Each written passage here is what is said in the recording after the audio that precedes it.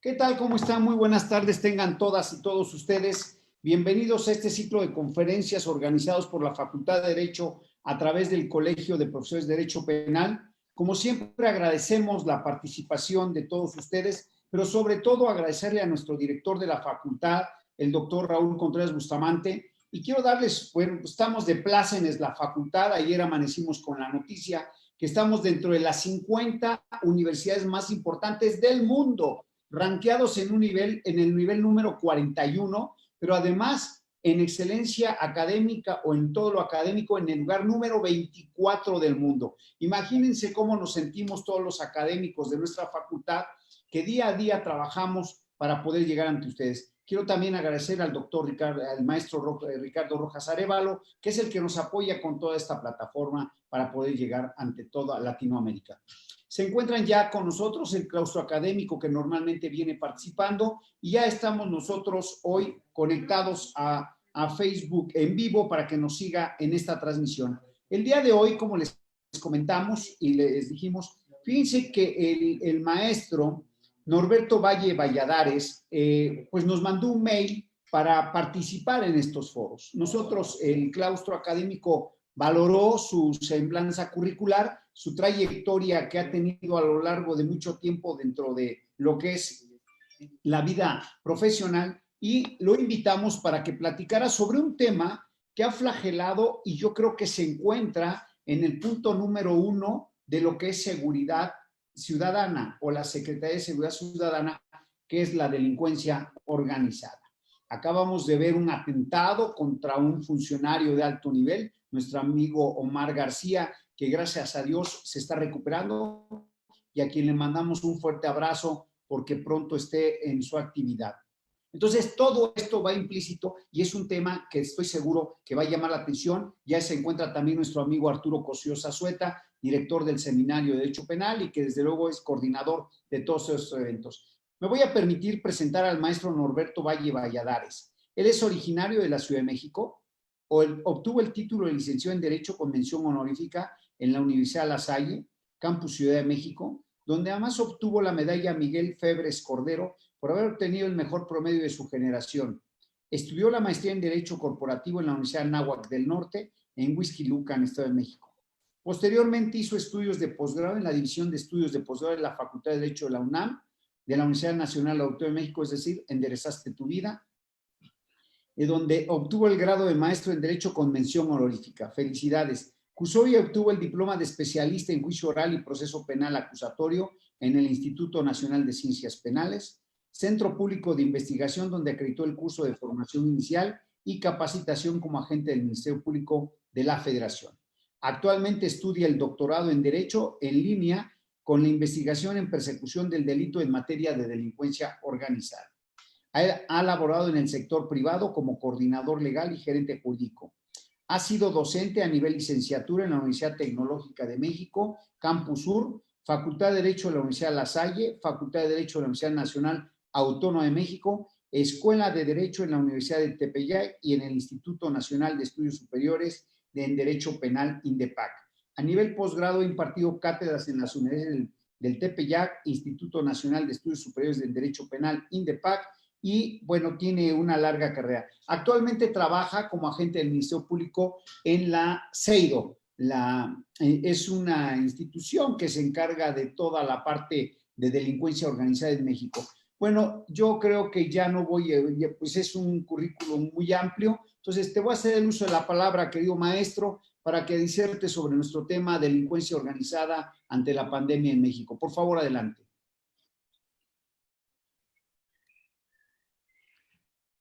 Muchas gracias, doctor.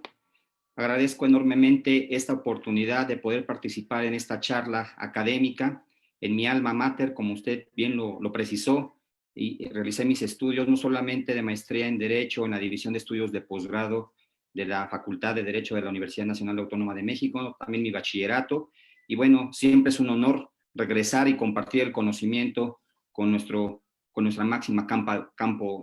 máxima casa de estudios. Para mí agradezco la oportunidad que me brinda el doctor Carlos Daza Gómez, presidente del Colegio de Profesores de Derecho Penal, también al maestro Arturo Cosío Zazueta, presidente del Seminario de Derecho Penal, y por supuesto al director de la Facultad de Derecho, el doctor Raúl Contreras Bustamante. Muchas gracias.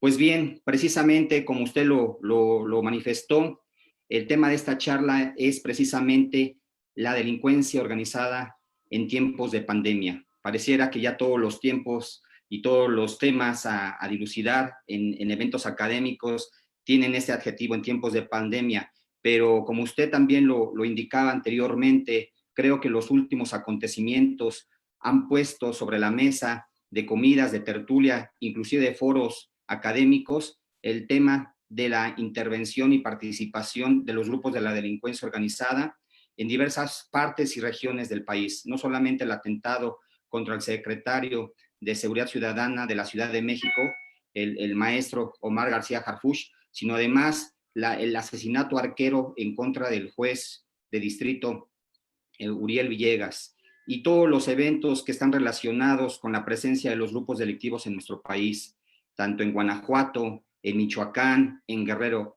en cualquier latitud del territorio nacional, tenemos noticia y tenemos conocimiento de que siguen operando y de que ellos no han suspendido sus actividades. Al contrario, creo que se han elevado los actos ilícitos que perpetran día a día.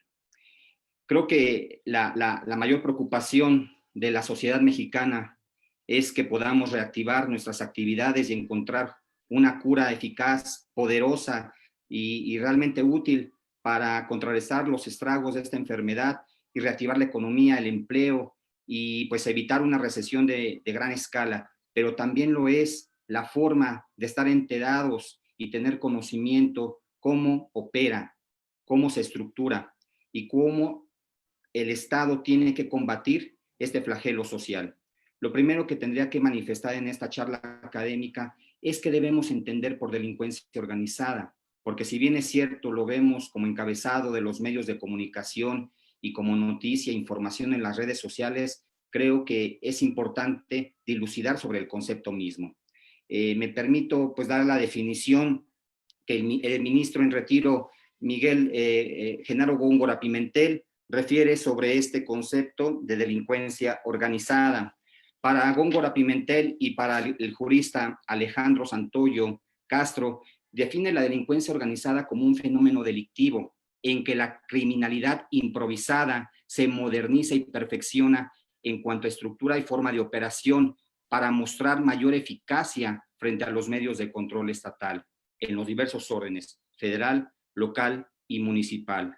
Asimismo, otra jurista importante, la maestra Aleida Ángeles Astudillo, refiere que la delincuencia organizada es un conjunto de personas que, coordinadas bajo ciertas normas y jerarquías, tienen como objetivo ejecutar y llevar a cabo actos ilícitos. Es decir, hablamos de una organización criminal. Que es importante establecer que cuando se refiere el término delincuencia organizada, estamos hablando de estructuras paralelas o semejantes a las que tiene una corporación lícita, a una organización de carácter empresarial. ¿A qué nos referimos con esto? Nos referimos a que tienen roles, tienen jerarquías, tienen asignadas determinadas divisiones del trabajo y funciones dentro del grupo delincuencial. Lo más importante es que este grupo delincuencial que asemeja a una empresa actúa al margen y fuera del derecho, no solamente del derecho penal, sino del derecho en su conjunto. También es importante mencionar que existe un marco normativo que regula, que establece cómo se debe entender la delincuencia y más allá, cómo se debe combatir, cómo se debe investigar, cómo se debe procesar y cómo se debe sancionar. Que es importante mencionar lo siguiente: la delincuencia organizada no es un tema de reciente creación o de reciente aparición en nuestro país. Si retomamos la historia del crimen organizado en México, tendríamos que remontarnos al siglo XX y precisamente a las épocas en donde en algunas entidades federativas fue necesario el cultivo, la cosecha y la producción y el trasiego y distribución de narcóticos, de estupefacientes, de psicotrópicos. Estoy hablando de las épocas de la Segunda Guerra Mundial, en donde incluso se especula que el gobierno de los Estados Unidos de América consensó con el gobierno mexicano para la producción y la explotación de estos psicotrópicos y de estos narcóticos. Son datos que, si bien no tienen un sustento científico, son parte del clamor y de la cultura popular de estas regiones del país, como Sinaloa, el Triángulo Dorado, Chihuahua, Durango, Guerrero, Michoacán, Tierra Caliente. Pero un dato que sí tenemos conocimiento certero es la aparición de los primeros carteles de la droga en nuestro país. Estamos hablando del cartel de Guadalajara, en donde tenemos personajes como Rafael Caro Quintero, Ernesto Fonseca Carrillo, Doneto y de Miguel Ángel Gallardo Félix, que dieron origen a una fragmentación posterior en los 90s y surgen los primeros grupos delincuenciales bien ubicados y referenciados. Estamos hablando que, si bien antes el crimen organizado se concentraba en un grupo preponderantemente hegemónico, en los 90s el grupo se divide y se crean diversos grupos delincuenciales como los Arellano Félix en el norte de Baja California, principalmente Tijuana, el grupo de Amado Carrillo Fuentes en Ciudad Juárez, Chihuahua, el cartel del Golfo con Ociel Cárdenas Guillén, etcétera. Y obviamente el cartel del Pacífico con el Mayo Zambada, con Caro Quintero, con el Chapo Guzmán, etcétera.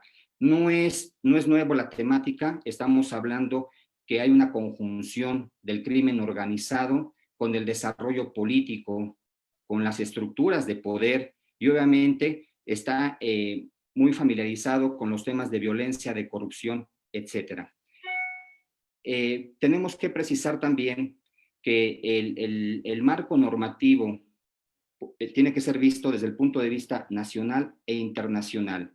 Si bien en nuestro ordenamiento jurídico se establece la necesidad de tener una ley para combatir la delincuencia organizada, que es precisamente la ley que nos rige actualmente del 7 de noviembre de 1996, es hasta el 15 de noviembre del año 2000, con la suscripción de la Convención de las Naciones Unidas contra la Delincuencia Organizada Transnacional, conocida como la Convención de Palermo, cuando el Estado mexicano se ve la necesidad de instrumentar políticas criminales para el combate no solamente al narcotráfico, al tráfico ilícito de cualquiera de los bienes que son considerados ilegales. Es decir, aquí hay una estrecha relación de los grupos de la delincuencia organizada con los tráficos que están prohibidos por la ley.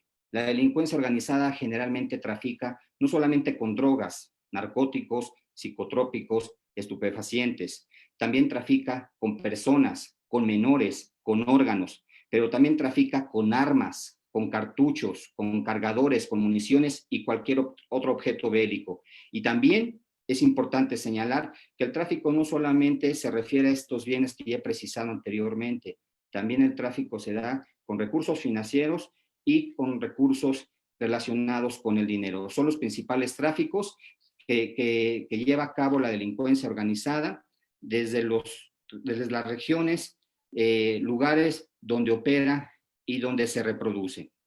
Voy a compartir una presentación.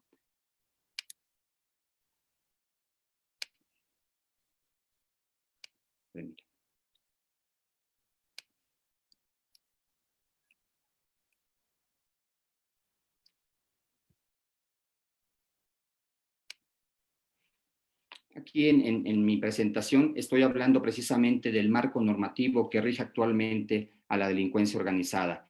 Tenemos 4 instrumentos jurídicos que son los que actualmente se encuentran vigentes. Esta Convención de las Naciones Unidas, a la cual ya hice referencia, de la delincuencia organizada transnacional, conocida como la Convención de Palermo del 15 de noviembre de 2000. Es importante destacar la labor previa que tanto juristas internacionales como juristas mexicanos propiciaron no solamente para la suscripción de esta Convención de las Naciones Unidas, sino también para la elaboración y publicación de la Ley Marco, de la Ley Federal contra la Delincuencia Organizada, haciendo la precisión. Si vemos la lámina, la convención es posterior a la promulgación de nuestra primera Ley Federal contra la Delincuencia Organizada. La convención reúne a una serie de países en donde se obligan principalmente a definir qué debemos entender por grupos delictivos organizados y las técnicas especiales de investigación, además de otros compromisos que deben asumir los estados signantes.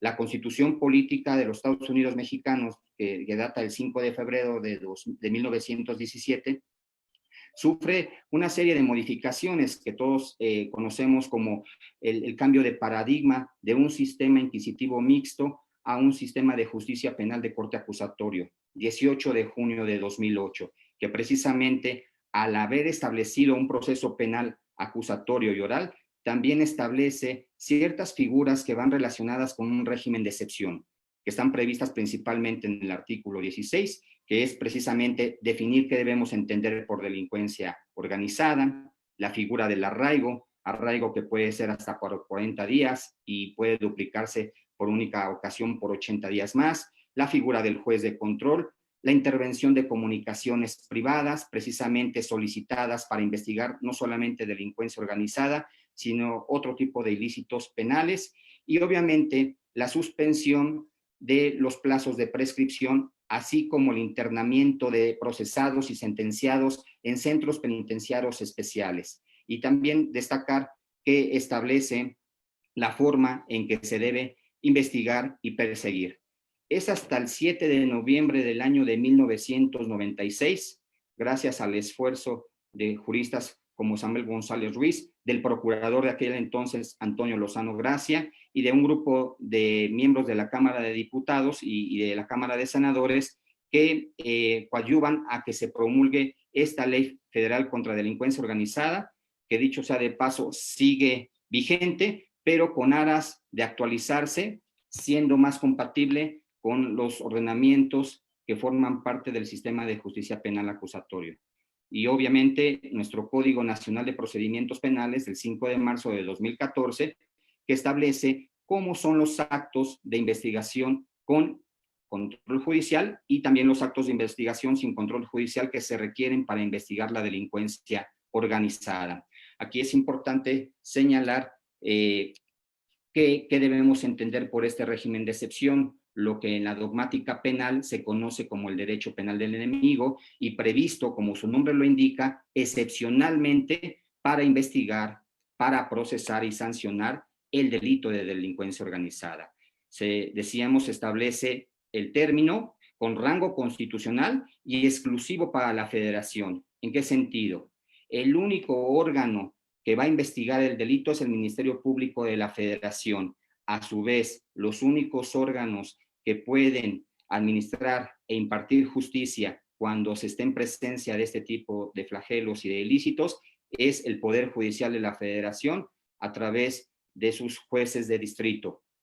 La figura cuestionada del arraigo, que si bien es inconvencional y muchos se atreven a decir que es inconstitucional, es una figura que se contempla desde antes de la entrada en vigor del sistema penal de justicia, antes de la entrada en vigor de un régimen novedoso en materia de derechos humanos, la reforma del 10 de junio de 2011. La duplicidad del plazo de retención del Ministerio Público, la suspensión del proceso y los plazos de prescripción en caso de sustracción de la justicia y la posibilidad de reservar el nombre, datos de identidad, datos relacionados con el denunciante o con el acusador. Beneficios en la sanción de la pena que se va a imponer al testigo colaborador, es decir, aquí establece nuevas técnicas de investigación que más adelante vamos a precisar, cómo investigamos hoy en día la delincuencia organizada, a su vez la aplicación oficiosa de la prisión preventiva que establece el propio artículo 167 del Código Nacional de Procedimientos Penales y el Código y la Constitución Política, su artículo 16. Cómo debe ser la actuación en la etapa de investigación y que algunas actuaciones, registros, pueden ser reproducidos en juicio, ¿sí? Y tomados en cuenta con otro tipo de medios de prueba para valorarlos por el órgano jurisdiccional competente. Y por último, este régimen de excepción también tiene que contemplar que los procesados y sentenciados sean internados en centros penitenciarios y de reinserción social especiales y con ciertas medidas especiales de seguridad. Es importante pues, mencionar Tres definiciones, ya habíamos comentado la Convención de Palermo del año 2000, habíamos mencionado que la propia Constitución, en el artículo 16, párrafo 9, define qué es la delincuencia organizada, y evidentemente lo que la propia Ley Federal de Delincuencia Organizada refiere en cuanto a este delito en particular. La Convención de Palermo establece el concepto grupo delictivo organizado.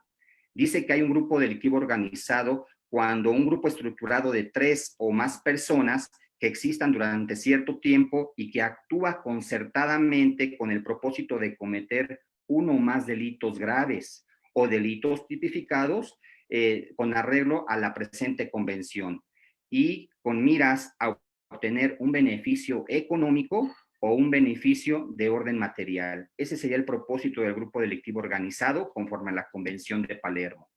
¿Qué dice nuestro artículo 16, párrafo 9, que fue reformado el 18 de junio del año 2008? Define a rango constitucional la delincuencia organizada y entiende por ella una organización de hecho. Ese es el primer elemento que vamos a considerar para la descripción típica, una organización de facto, una organización ilícita, irregular, al margen del derecho y de las instituciones del Estado. De 3 o más personas establece como delito plurisubjetivo 3 elementos de personas como mínimo, no establece un máximo, y el propósito de cometer delitos en forma permanente o reiterada en términos de la ley de la materia, que es precisamente la ley especial, la Ley Federal de Delincuencia Organizada, cuya fecha ya habíamos mencionado, fecha en que se publica en el Diario Oficial de la Federación, es el 7 de noviembre del año de 1996. Aquí el dato curioso, creo que en el sexenio de Ernesto Zedillo Ponce de León, se dieron una serie de acontecimientos al igual relevantes como los que ahora estamos teniendo. La muerte del cardenal Posadas, la aprehensión del Chapo Guzmán, la primera, y obviamente las disputas no solamente en el noreste del país, en Tamaulipas, sino en Jalisco y en Sinaloa. La reagrupación y el reacomodo de las fuerzas, principalmente beligerantes, los grupos de sicarios, de estos grupos delictivos, que estaban en miras de repartirse el territorio nacional. Ahora bien, esas son las definiciones que tenemos tanto desde el punto de vista convencional, constitucional y legal.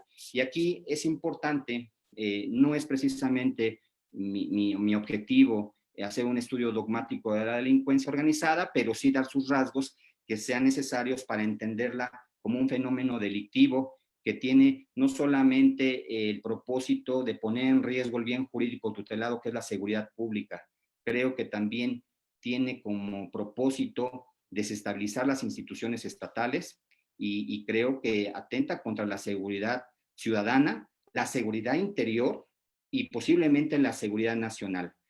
Por eso el propósito de una convención de Palermo, de que los estados signantes colaboren, se coordinen, porque tiene alcances no solamente regionales y nacionales este fenómeno delictivo, sino tiene fenómenos de escala mundial. La clasificación del delito de delincuencia organizada pues es precisamente un delito de carácter federal que se persigue de oficio.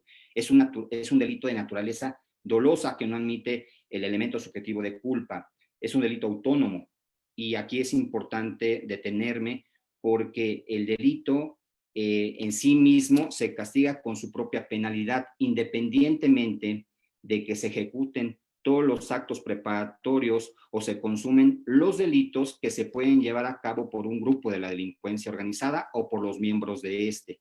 Es un delito de peligro, es un delito plurisubjetivo, porque estamos hablando de que mínimo se requieren tres personas para que pueda hablarse de delincuencia organizada.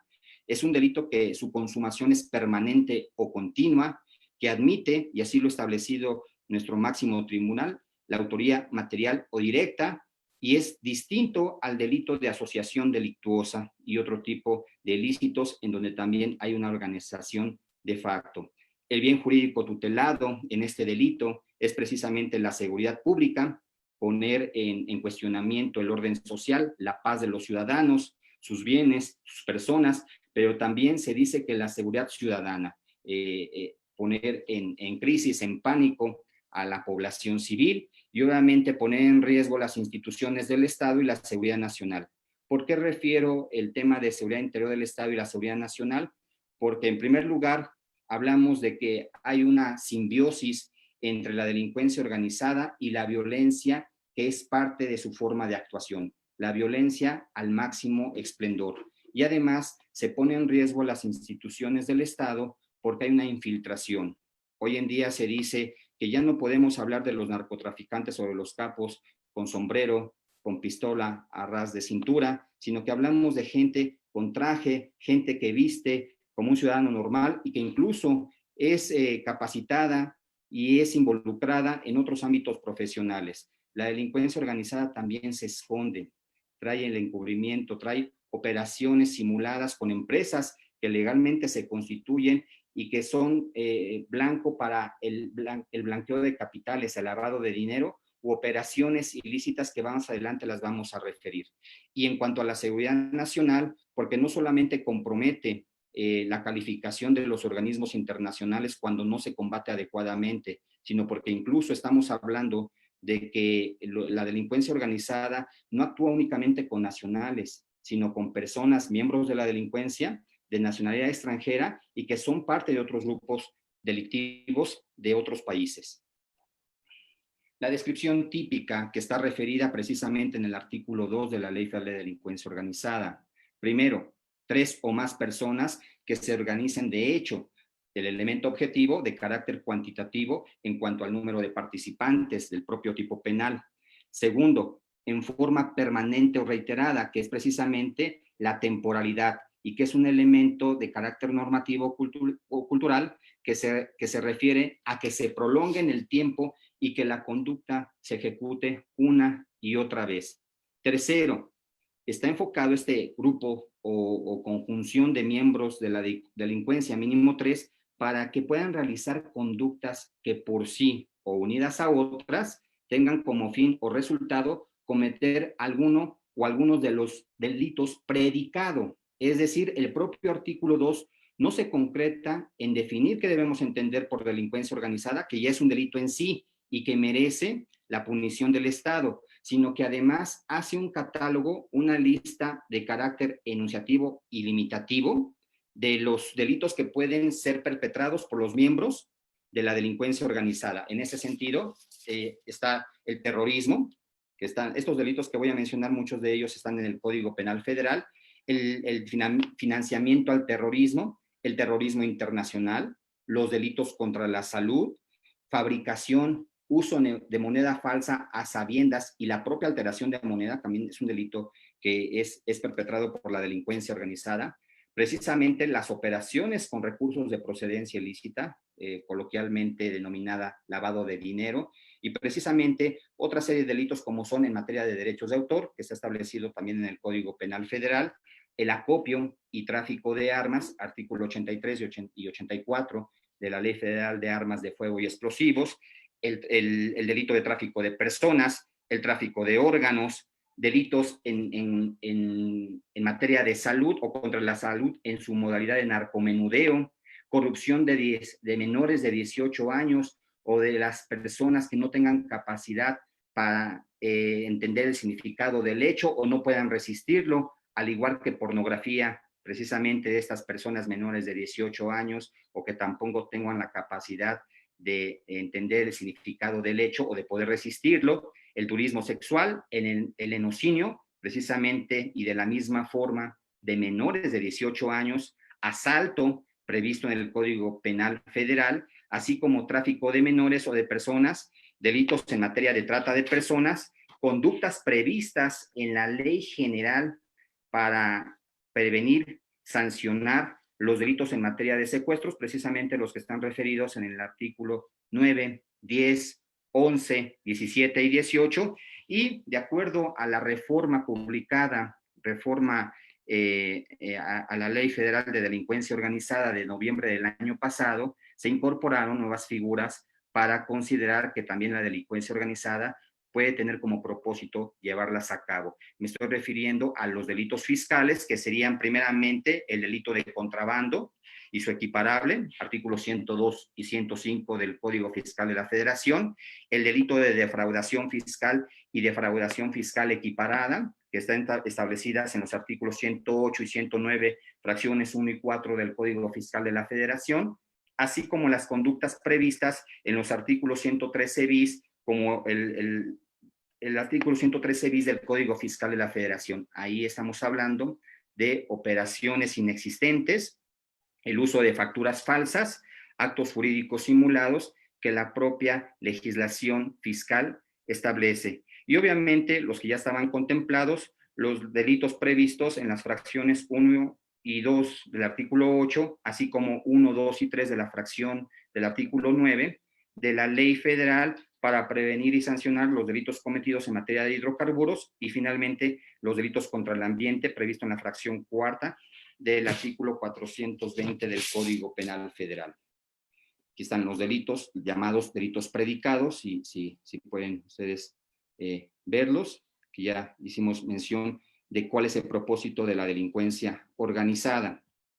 Muy bien.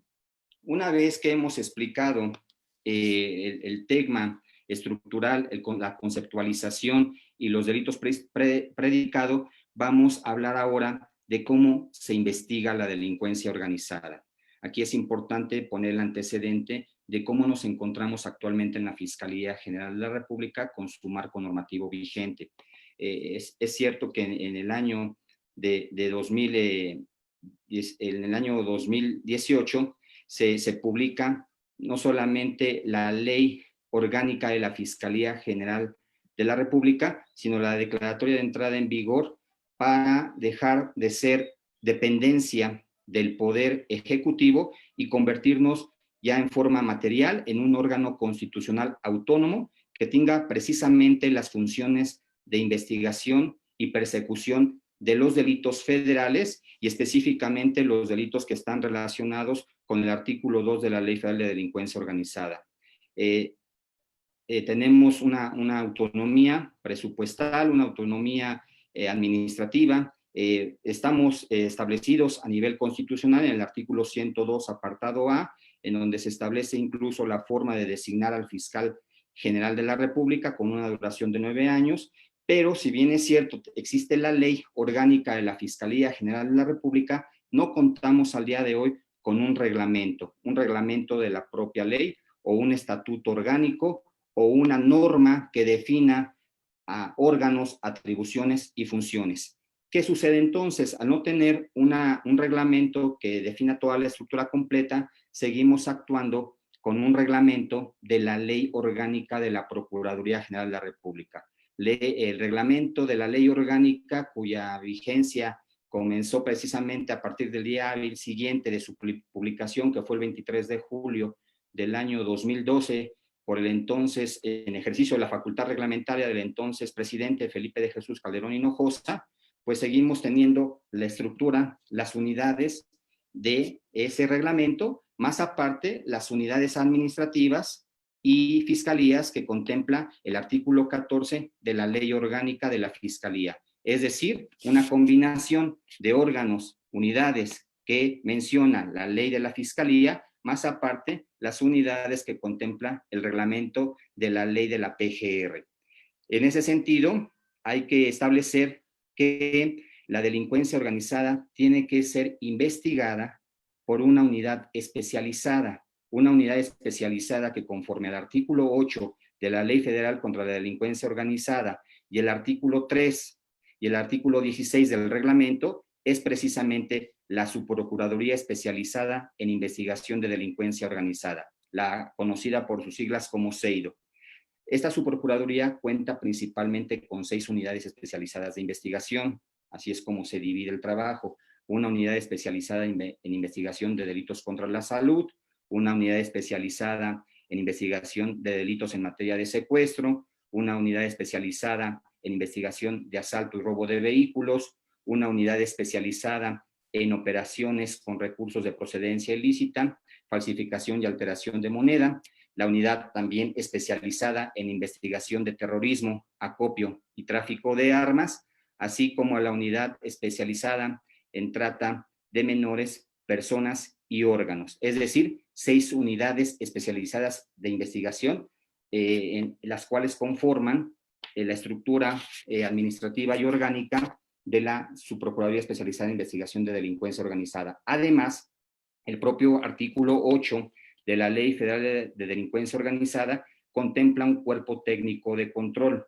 que precisamente esta unidad de apoyo técnico permite ejecutar los mandatos judiciales, precisamente las órdenes que otorgan los jueces especializados del Poder Judicial de la Federación para la intervención de comunicaciones. Un rasgo muy importante, porque si en este momento me llegasen a preguntar del éxito de investigaciones contra delincuencia organizada, es gracias a que esta técnica de investigación la puede solicitar el procurador, o en este caso el titular de la Fiscalía General de la República, o el servidor público en quien se delegue esta facultad, para que el juez especializado otorgue y poder vulnerar la esfera jurídica con un control judicial, fundando y motivando. Y quien lleva precisamente la intervención en forma material es este cuerpo técnico de control, que también forma parte de la Subprocuraduría Especializada en Investigación de Delincuencia Organizada. Voy a compartir otra presentación.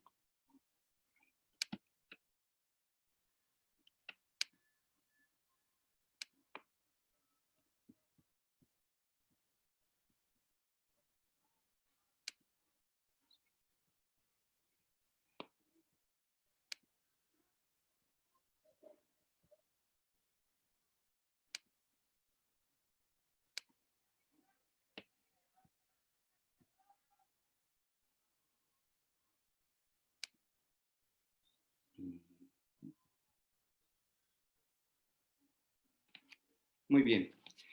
En relación a los actos de investigación, ¿cómo llevamos a cabo la investigación del delito de delincuencia organizada en la Subprocuraduría Especializada de Investigación de Delincuencia Organizada, SEIDO?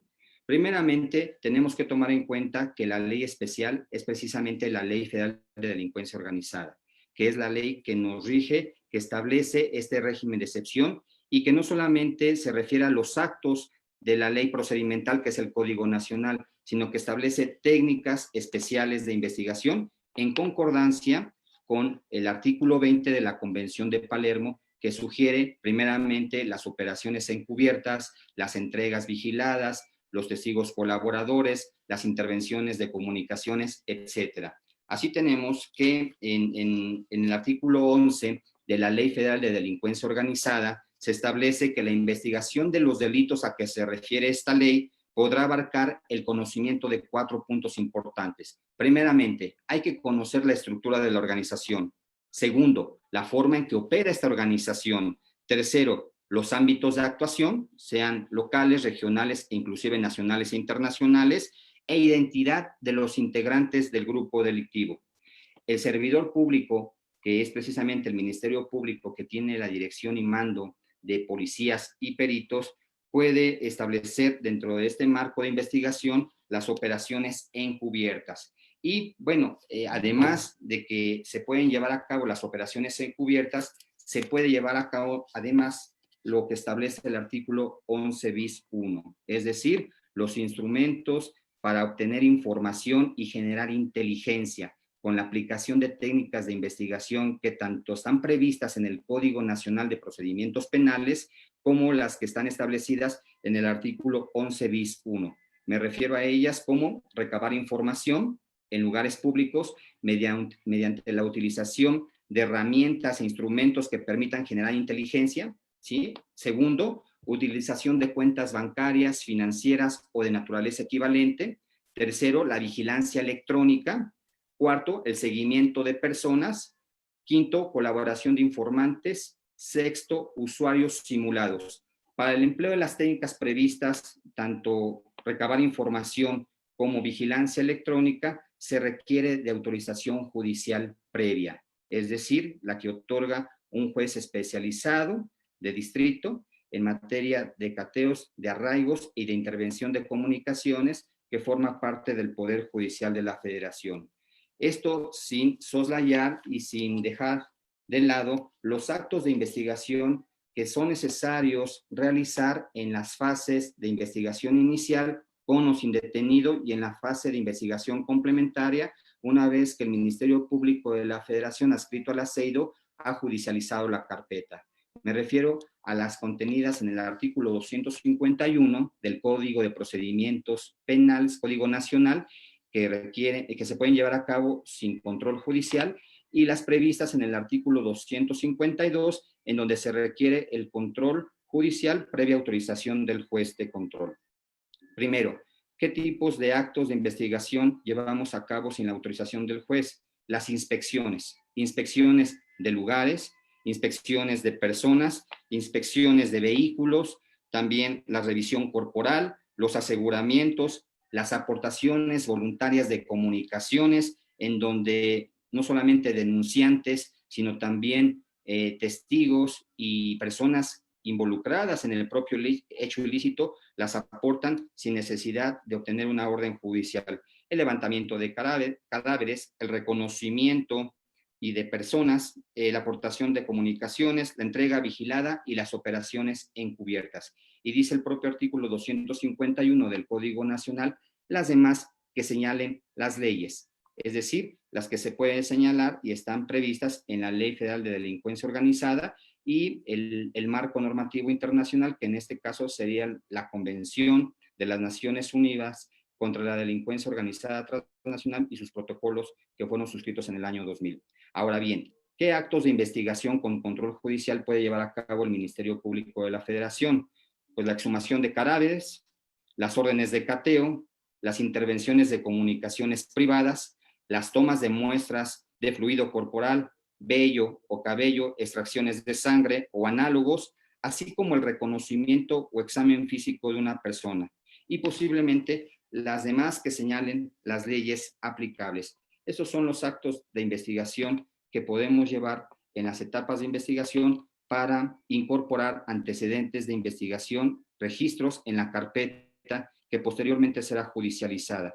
Aquí es importante también señalar, y nos regresamos a la Ley Federal de Delincuencia Organizada, que no solamente se van a considerar las técnicas especiales ya descritas, sino también los testigos protegidos, que serían jueces, peritos, víctimas, que pueden aportar información y que requieren protección del Estado, precisamente en este caso de la Fiscalía General de la República, a través de los órganos policiales o los organismos que se dedican a brindar protección. Y la importancia del testigo colaborador, en donde el testigo colaborador puede ser un coimputado que pueda proporcionar información de la estructura de las personas que conforman los roles de mando, de dirección y de supervisión, y que si, bueno, proporcionan la información, tienen beneficios. Así hablamos de que si se aportan datos previamente a la investigación o durante la investigación o en el proceso, se pueden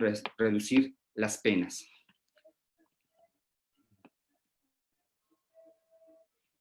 Muy bien. ¿Qué temas se encuentran pendientes en cuanto a la investigación, persecución y sanción de la delincuencia organizada? Primeramente, existe un proyecto para legislar una ley general contra la delincuencia organizada, además del Código Penal Único.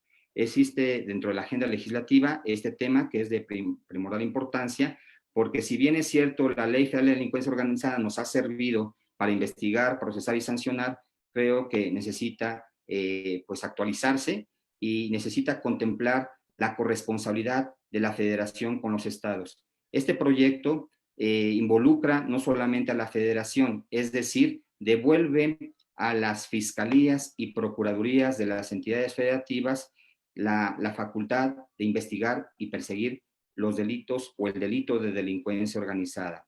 Segundo, tenemos pendiente definir si continuamos con la Ley Orgánica de la Fiscalía General de la República de diciembre de 2018 o se presenta el proyecto de ley para que en esta nueva ley orgánica se contemple una fiscalía especializada contra la delincuencia organizada, por sus siglas FEDO, que sea exclusiva para el ámbito de competencia de la federación y establecer qué unidades se mantienen dentro de esta fiscalía especializada, como lo es la FEPADE, la Fiscalía de Asuntos Internos, la Fiscalía de Derechos Humanos de la propia Fiscalía General de la República.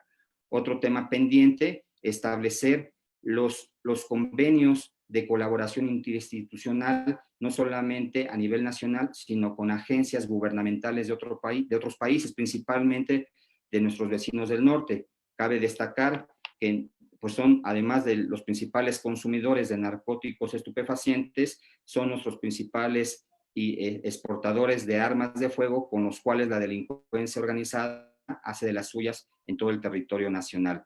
Tenemos colaboración con las agencias como la DEA, como ATF, como el FBI, como ICE, etcétera, que no solamente brindan apoyo técnico, logístico y económico, dígase el Plan Mérida, sino que además están interesados en que la CEIDO, la Fiscalía General de la República, persiga esta serie de delitos y defina las políticas criminales que se requieren en el Estado mexicano para tener éxito y tener resultados eficaces contra los grupos delictivos. También necesitamos tener capacitación constante y definir cuáles son ahora los mecanismos de capacitación de los cuerpos que están combatiendo a los grupos delictivos. Estamos hablando de que hubo una transición, una desaparición de la Policía Federal, hoy Guardia Nacional, que es la que apoya a lo largo y ancho en el combate, junto con la Secretaría de Marina,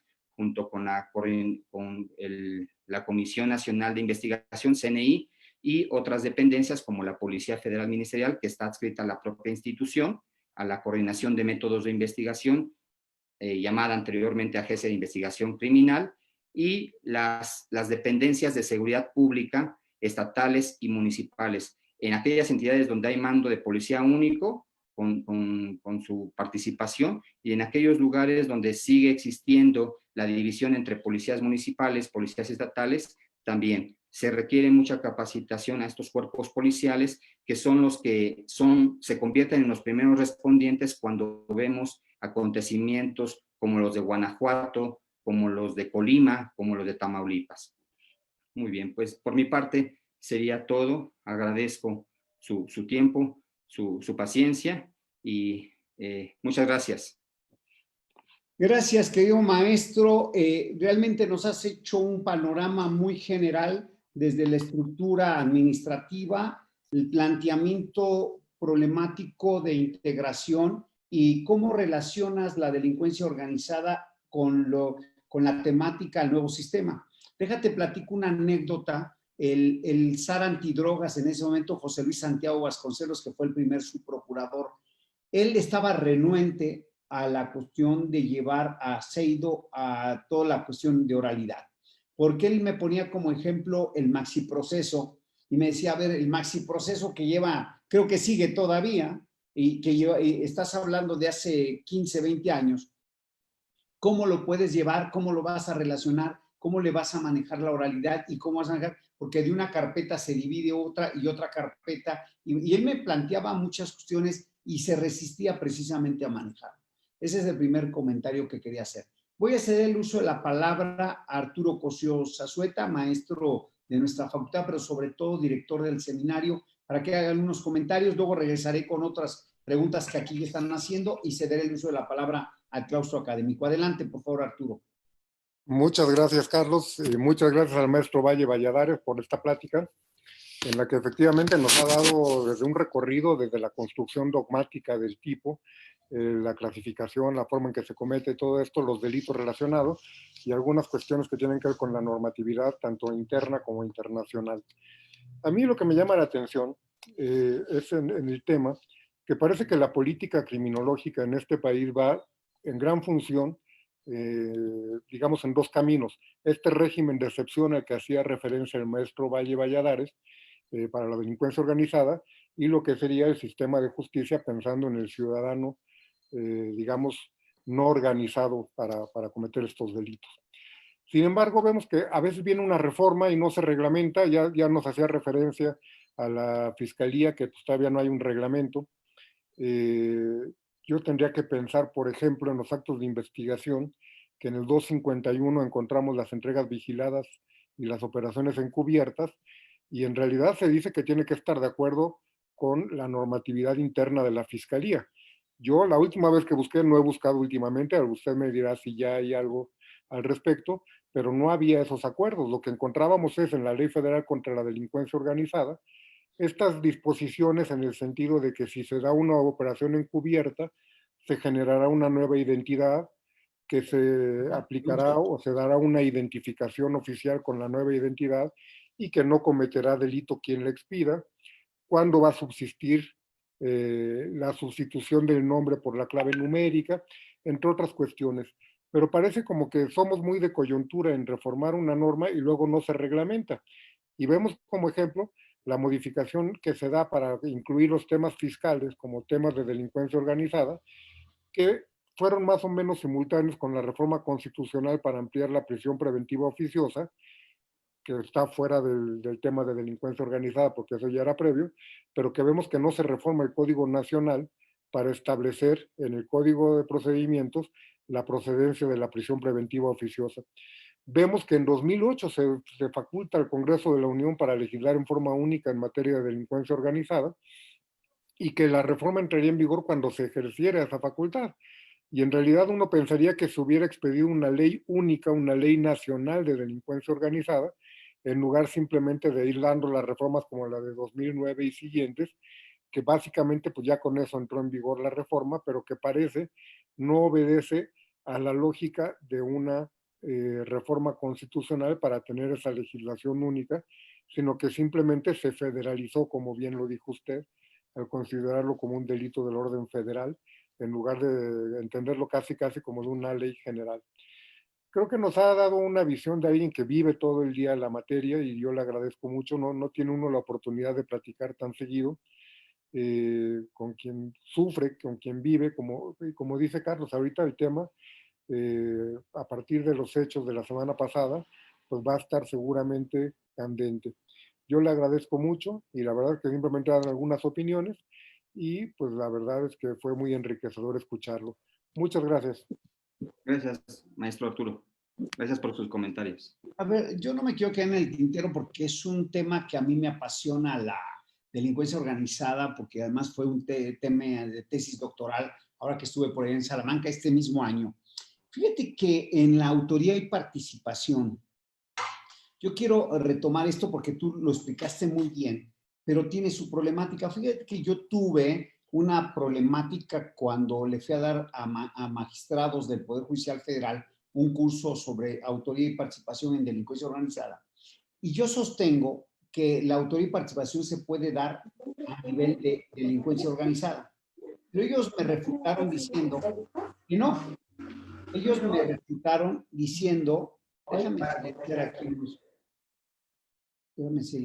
Ellos me refutaron argumentando lo siguiente, que cuando se maneja delincuencia organizada, se va a manejar el concepto unitario y que todos son autores.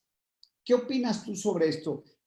Porque además creo que hay hasta sobre esta situación y se les hace muy fácil entonces poder fincar responsabilidad porque todos son autores. Pero ahorita te doy mi postura a ver qué dices. ¿Qué opinas sobre esto, amigo?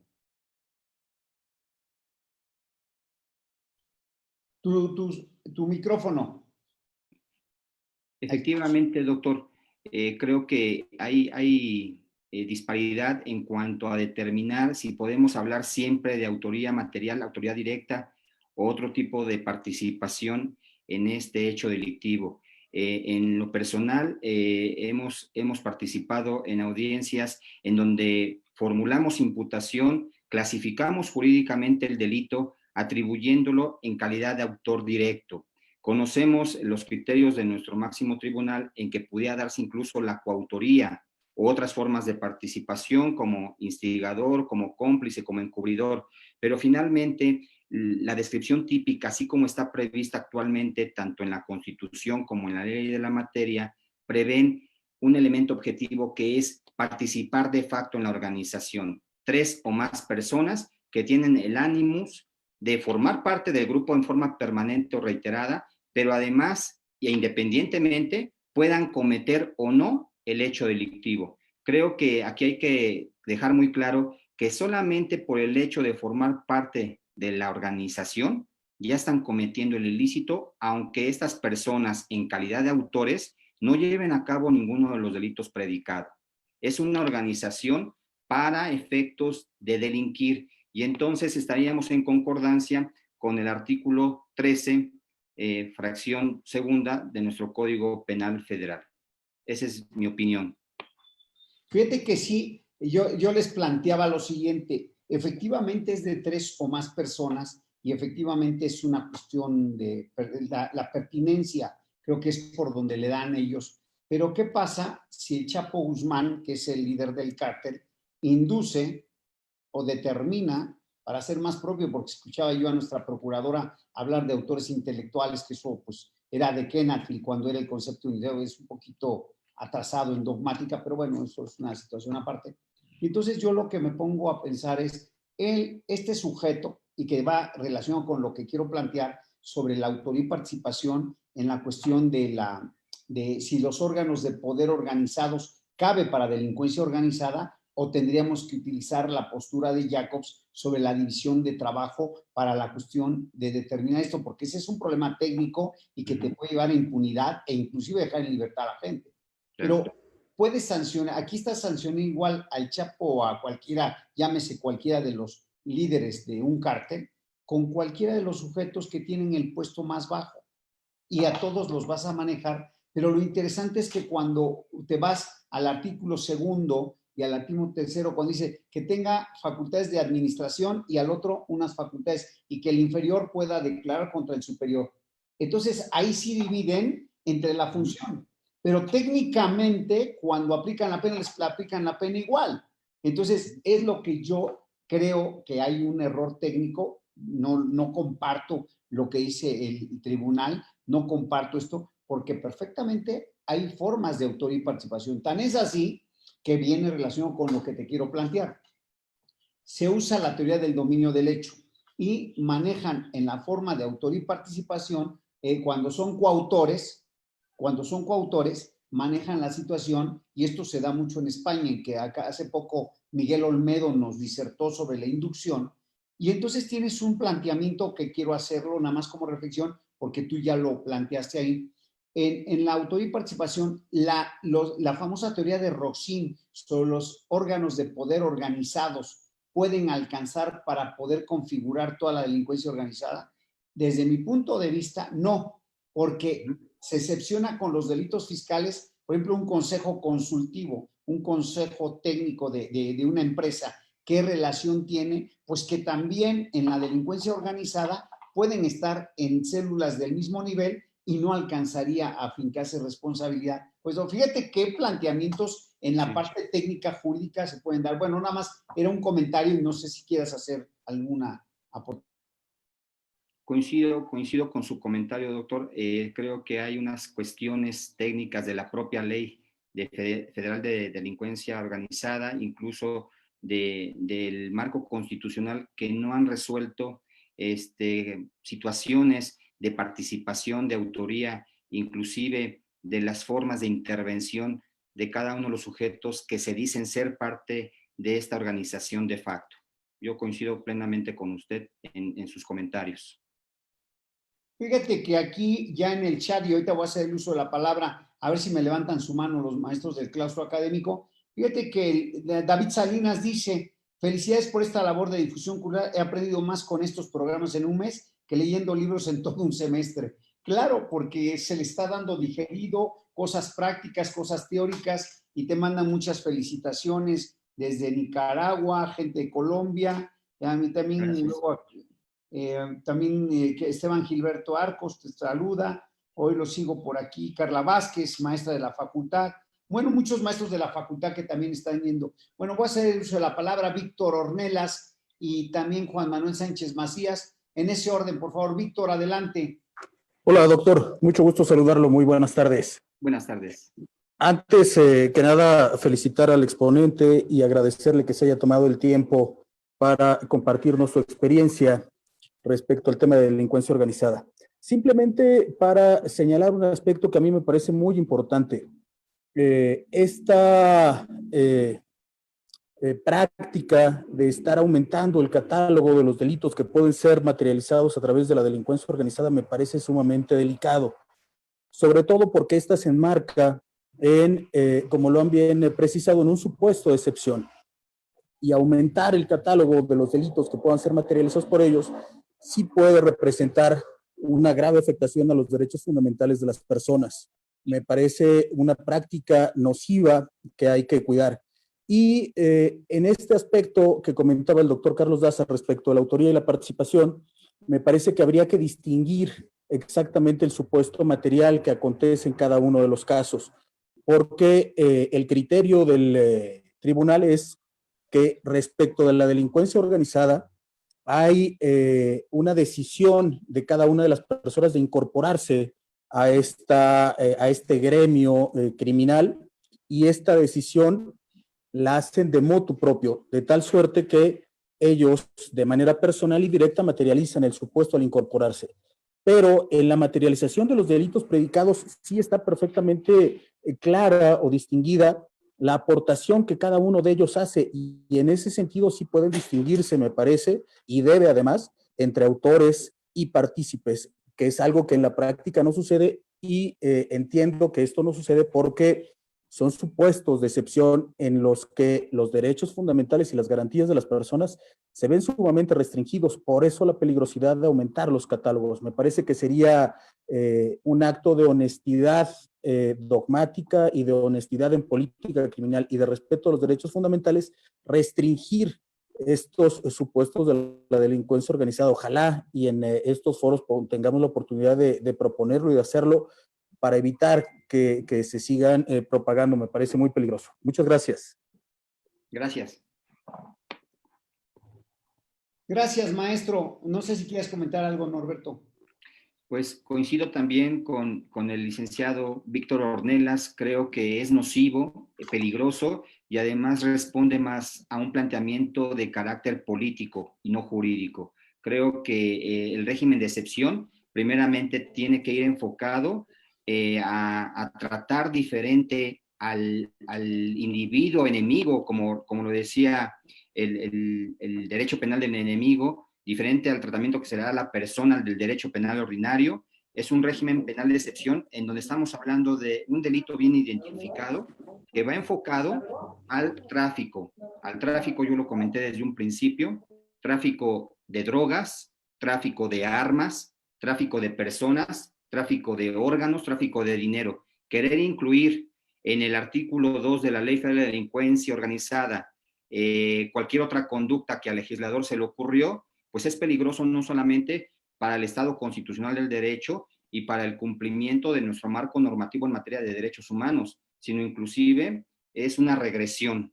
Este régimen de excepción es exclusivo para este tipo de delito, fin, y delitos predicados. No vamos a tener por qué incluir delitos que al legislador, respondiendo a intereses partidistas o de un grupo político en turno, quiera incluir como los delitos fiscales. Yo creo que, si bien es cierto, sí se han perpetrado, sí se han cometido una serie de abusos con facturas, con operaciones simuladas, creo que ese no es el propósito de la delincuencia como esencia de lo que es. Tratar de intimidar, tratar de colocarse como un enemigo del Estado y sus instituciones y intimidar a la ciudadanía, que ese es el propósito con el cual se justifica un grupo de la delincuencia organizada.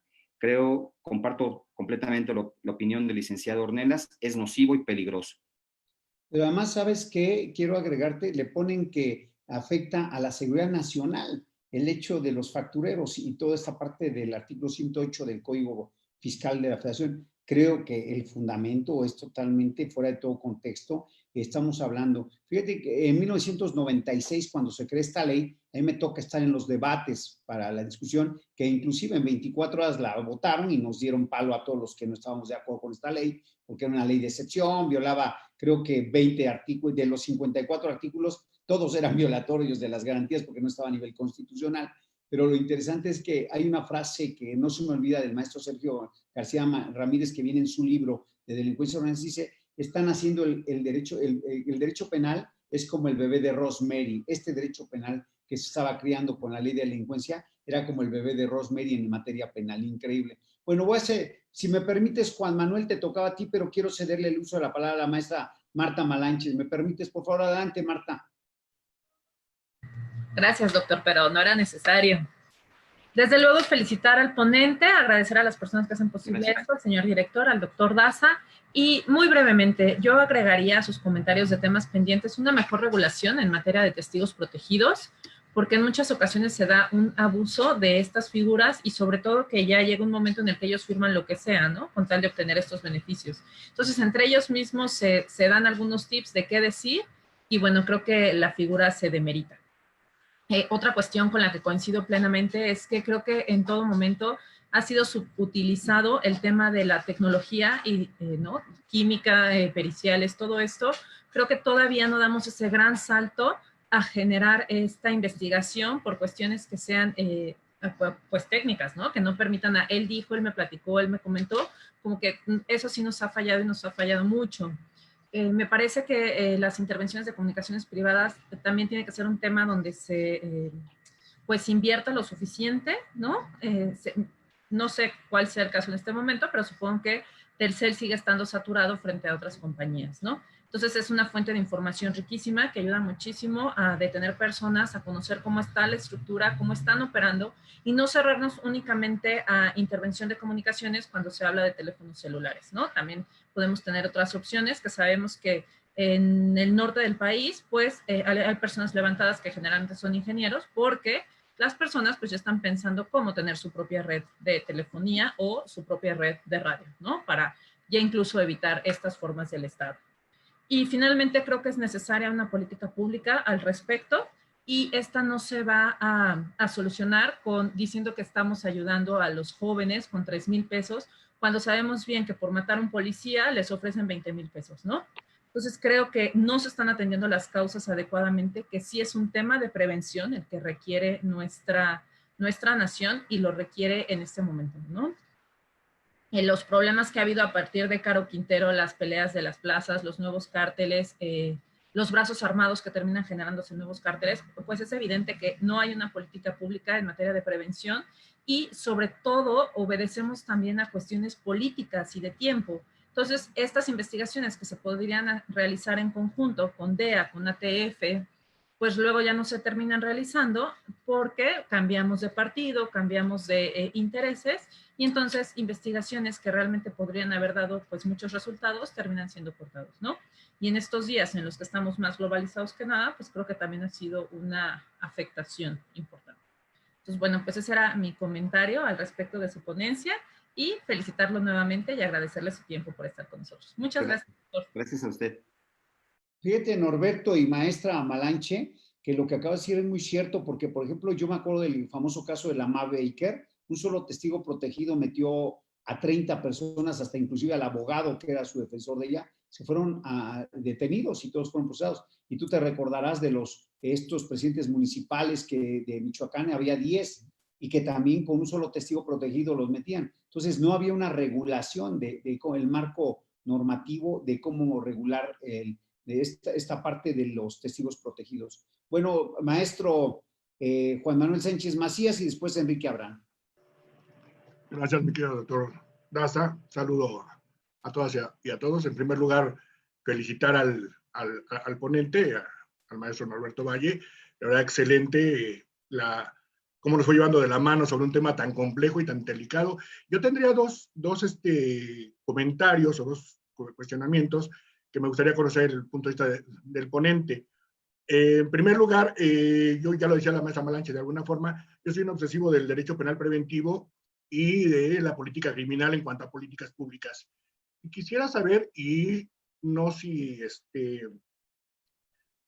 ¿cuál sería, la verdad, una situación en concreto? Sé que hay miles de políticas públicas, pero una situación para tratar de contrarrestar no solamente los efectos nocivos de la delincuencia organizada, de sus vertientes como el narcotráfico, terrorismo, etcétera, aunada a que es algo que se explota incluso comercialmente con series que son verdaderas apologías del delito. La mayoría de mis alumnos y hasta la familia ve esas videoseries y prácticamente son son verdaderos héroes, y es algo muy complejo, la verdad, y hoy en día, desgraciadamente, y lo digo con tristeza, mucha de nuestra juventud aparece en sus redes con una metralleta a un lado, con altas armas de fuego. Es algo verdaderamente complejo.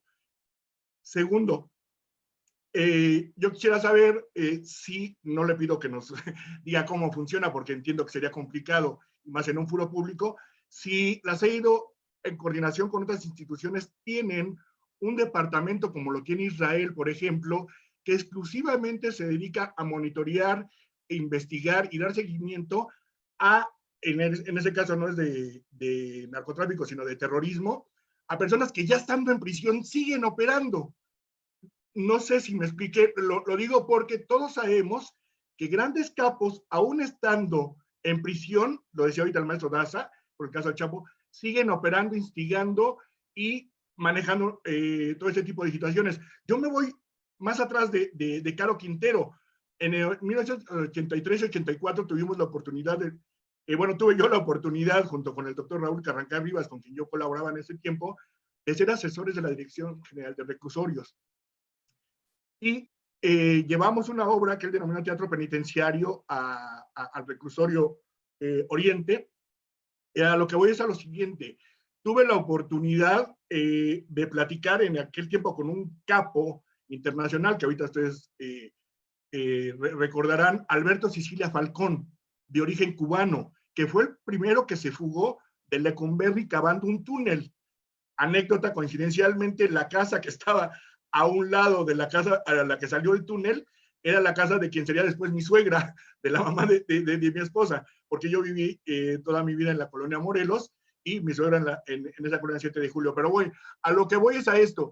Yo platicando con él, yo le decía, bueno, yo joven en aquel tiempo, perdón, con toda mi novatez y, pues, bueno, en fin, todo lo rosa que ve uno de joven en el derecho penal, yo le decía, oye, ¿no extrañas tu libertad?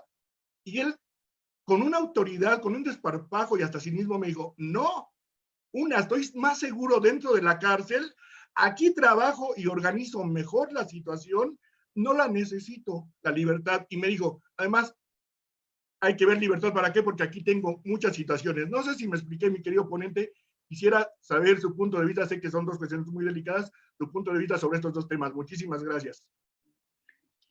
Muchas gracias, maestro Juan Manuel Sánchez, maestra Marta Malanche, porque efectivamente creo que hablar de delincuencia organizada también es hablar no solamente de investigar, de procesar y sancionar, sino es un tema que tiene que ver con la prevención del delito, un tema en donde tienen que involucrarse todos los sectores de la sociedad, el sector social, el sector público y privado, y efectivamente generar políticas públicas, políticas criminológicas que atiendan a los sectores de la sociedad que son más propensos a ser no solamente marginados, a ser trasladados a otras regiones del país, sino inclusive cooptados. Estoy hablando de niños y jóvenes que en sus regiones, en sus ámbitos donde viven, donde estudian, están a expensas de estos grupos delictivos.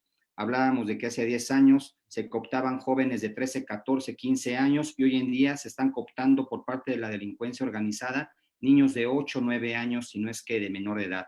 Entonces, hablando de prevención del delito, creo que tenemos que dar un giro hacia el tema educativo, hacia una reconfiguración, no solamente de la enseñanza de valores, sino de cuestiones de formación ética, de formación cívica, en donde se deja a un lado la apología del delito y de vanagloriar y de exaltar a capos, a series de televisión, y en donde entendamos que pues estamos en una situación coyuntural en donde tenemos que atacar no solamente la enfermedad que realmente vivimos, una pandemia de un COVID-19, sino un cáncer social que se llama delincuencia organizada, que hasta que lo vivimos nos damos cuenta de que existe, o quienes estamos operando el sistema de justicia penal y que nos enfrentamos día a día con investigación, con situaciones en que ponemos en riesgo la vida misma, pues nos damos cuenta que pues tenemos tres rasgos de la delincuencia organizada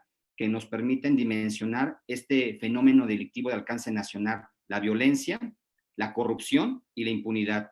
creo que son temas que hay que tocar no solamente en el ámbito de un plan de persecución penal, sino una política transversal que dimensione varios rubros: el aspecto educativo, el aspecto de formación y de capacitación adecuada, y de redimensionar el papel que tienen nuestros operadores, llámense policías, peritos e instituciones públicas que nos ayudan a combatir el delito, pero principalmente generar políticas públicas eficientes, eficaces, transversales, integrales, que pues busquen la recomposición del tejido social, porque podemos detener a un capo, a dos, encontrar quién fue quien fraguó el atentado contra el secretario de Seguridad Ciudadana y privó de la vida a una joven trabajadora y dos escoltas, pero el tener en la cárcel a un capo no va a desmantelar las estructuras, las formas de operación. Tenemos que girar y atender a quiénes son los grupos vulnerables que están a expensas de estos grupos delictivos: niños y jóvenes, y gente que hoy en día no tiene empleo, gente que ha sido despedida, gente que cerró sus negocios y que puede ver en la delincuencia organizada una salida falsa a sus problemas. Eso es lo más preocupante. Maestro Enrique Abraham, adelante, por favor, contigo cerramos. Muchas gracias, doctor. Muchas gracias, maestro Valle.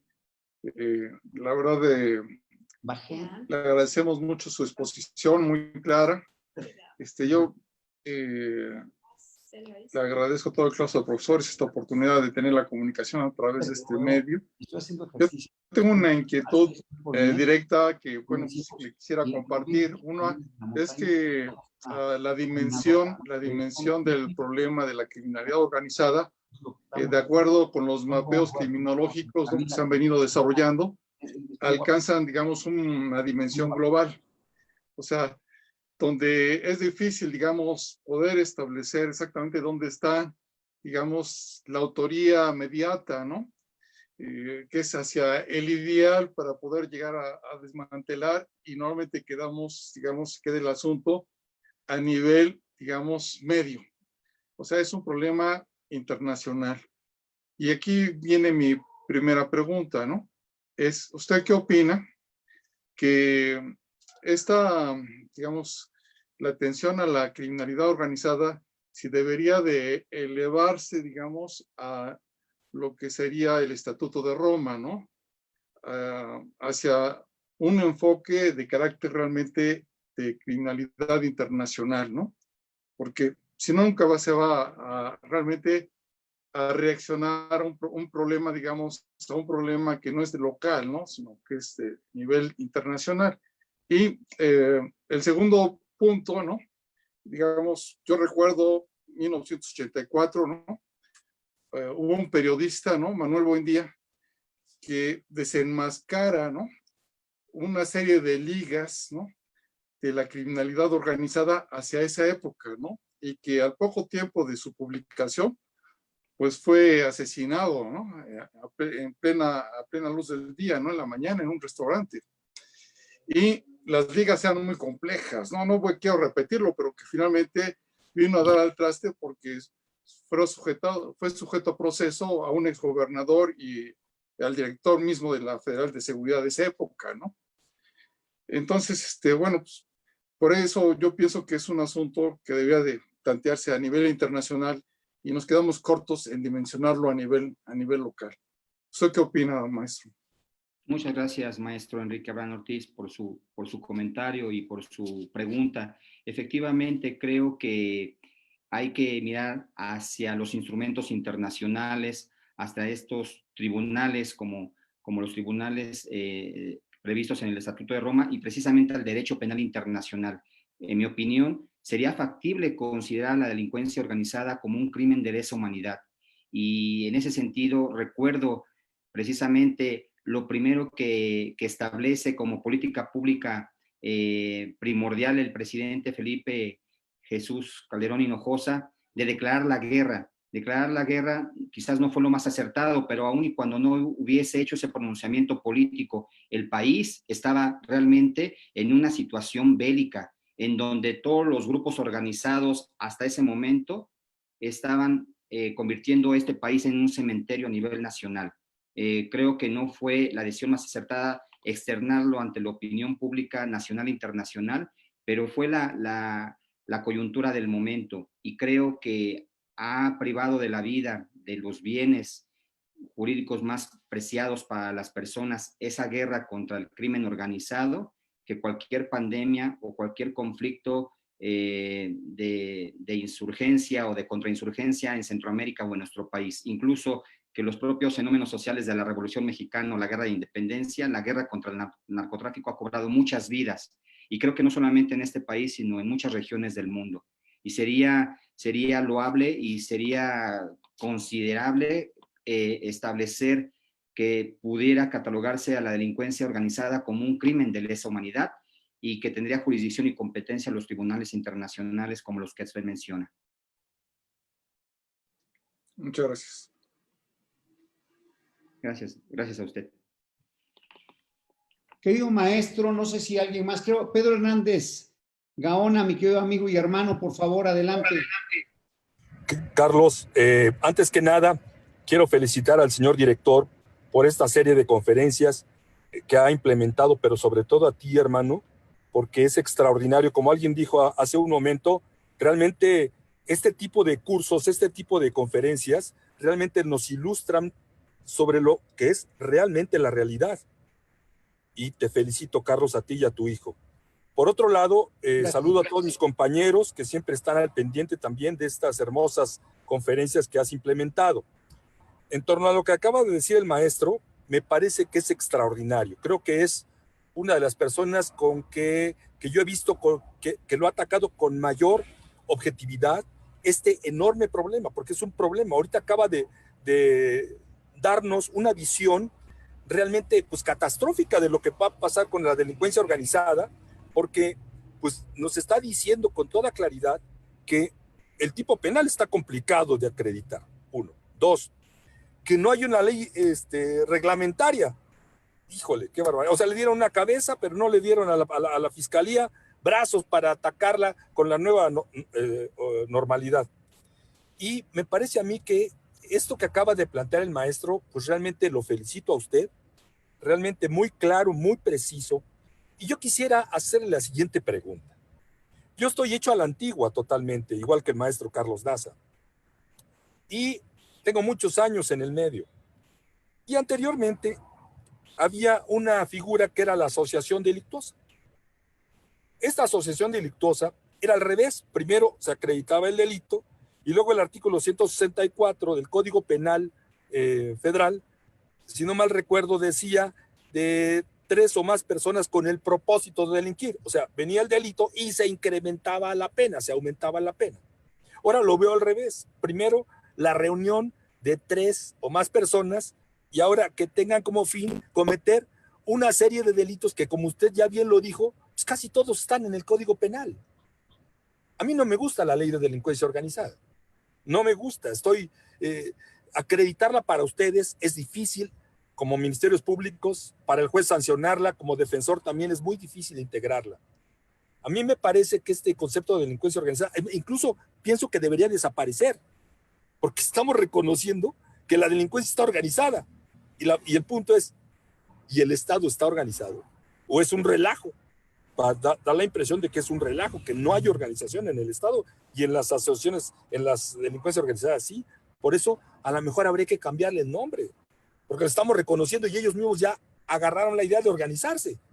Qué lamentable. Entonces la pregunta sería, ¿no estaríamos mejor anteriormente con ese artículo 164 de asociaciones delictuosas que con esta ley tan complicada de delincuencia organizada, que dice con el fin de cometer delitos? Puta madre, qué difícil. Yo lo quiero felicitar a usted porque fue usted muy brillante, muy preciso, y ojalá algún día pudiéramos tener en la Facultad de Derecho su presencia para hacer mayores comentarios. Te felicito, Carlos, y felicito al señor maestro. Muchas gracias. Gracias, querido Pedro, por tus palabras. De verdad, creo que todos trabajamos en conjunto, todos aprendemos de todos. Sobre todo tenemos un líder que es nuestro director de la facultad, el doctor Raúl Contreras Bustamante, que nos ha instado a todos los colegios de nuestra facultad a seguir trabajando. Y la verdad quiero agradecerle a Norberto Valle, la verdad, no tenía el gusto de conocerlo, todo fue a través de las redes sociales, él con muchísimas ganas de querer participar en este nivel académico que estamos teniendo, y la verdad, y estoy muy satisfecho porque ha dado una cátedra sobre todo la precisión dogmática, sobre la parte integral, luego la parte práctica y sobre todo la tendencia actual de lo que es la CEIDO. Háblese si se acepta o no la teoría del derecho penal del enemigo, tenemos claramente plasmado en nuestra legislación el arraigo y muchas de las cosas que hoy tenemos en lo que es la ley contra la delincuencia organizada. Quiero agradecerte a nombre del colegio, de nuestro director de la facultad, de las autoridades de nuestra Facultad de Derecho, que hayas participado con nosotros, Norberto, y eres parte de este grupo de maestros que diario a diario estamos participando. Gracias a todos los miembros que nos acompañan del colegio, gracias a toda la gente de Latinoamérica que nos sigue todos los días a través de este medio, y la verdad, pues ya estamos a la vuelta de la esquina.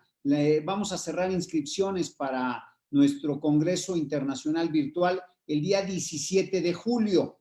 Ha sido tanta demanda que estamos en 6,450 inscritos, algo inusitado, una gran respuesta de toda Latinoamérica y Europa, y la verdad estamos muy contentos porque sé que va a ser una fiesta jurídica en donde se va a compartir el conocimiento, la experiencia, pero sobre todo que se unen estos lazos de amistad con toda Latinoamérica. Gracias a todos por seguirnos, un fuerte abrazo y seguimos en contacto. Gracias. Buenas tardes, gracias a todos.